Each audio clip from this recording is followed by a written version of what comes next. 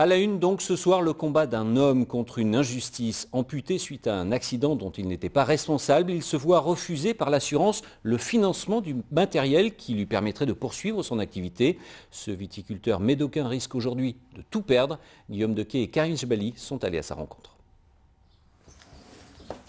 Amputé suite à un accident de moto dont il n'est pas responsable, Hugues Delaya ne peut plus utiliser son tracteur. En cas d'urgence, il faut débrayer. Et je ne peux techniquement pas. Il pourrait exister des solutions techniques, mais le constructeur, pour des raisons d'homologation, refuse toute adaptation de son matériel.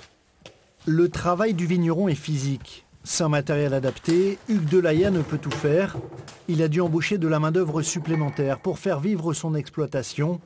Ce surcoût, il le finance seul, dans l'attente d'une indemnisation espérée depuis 2019. Mais la situation devient intenable. Si je perds mon entreprise, je ne serai pas indemnisé du chômage.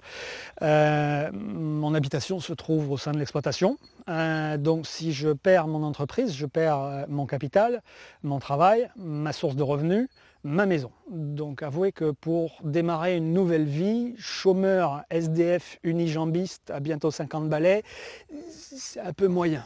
L'assurance a pris en charge sa prothèse, 6 fois plus chère que le modèle standard, la seule qui permette aux viticulteurs de circuler entre les rangs de vignes. Mais pour l'adaptation du matériel de l'exploitation, la Massif est aux abonnés absents. Si M. Delaya effectivement avait déposé le bilan, ce serait peut-être plus simple pour la Massif. Ça va coûter cher sûrement à la Massif que M. Delaya amputé puisse continuer à faire vivre son exploitation. La Massif n'a pas pris conscience de ça, je pense, au départ, et maintenant elle est dans un déni.